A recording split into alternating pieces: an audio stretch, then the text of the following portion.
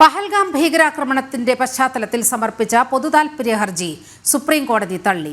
വിനോദസഞ്ചാരികൾക്ക് സുരക്ഷ വർദ്ധിപ്പിക്കണമെന്നാവശ്യപ്പെട്ട് നൽകിയ പൊതുതാൽപര്യ ഹർജിയാണ് തള്ളിയത്. പൊതുതാൽപര്യമല്ല, മറിച്ച് വ്യക്തിപരമായ പ്രശസ്തിയാണ് ഹർജിക്കാരന്റെ ലക്ഷ്യമെന്ന് സുപ്രീം കോടതി വിമർശിച്ചു.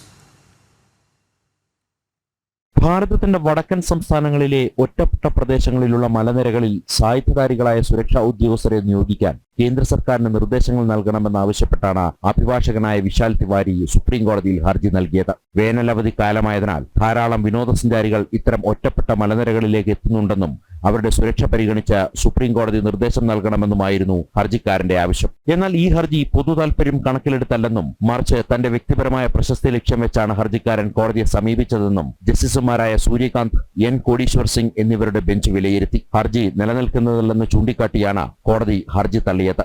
മുൻപും ചില കേസുകളിൽ ഇതേയാൾ ഹർജി നൽകിയത് പ്രശസ്തിക്ക് വേണ്ടിയാണെന്നും ഇത്തരം ഹർജികളുമായി കോടതിയെ സമീപിക്കരുതെന്ന് താക്കീത് നൽകിയതാണെന്നും ജസ്റ്റിസ് സൂര്യകാന്ത് വിമർശിച്ചു. ഹർജി പിൻവലിക്കുന്നതായി ചൂണ്ടിക്കാട്ടിയതോടെയാണ് കോടതിയുടെ കടുത്ത നടപടികളിൽ നിന്നും ഹർജിക്കാരൻ ഒഴിവായത്. ജനം, ഡൽഹി.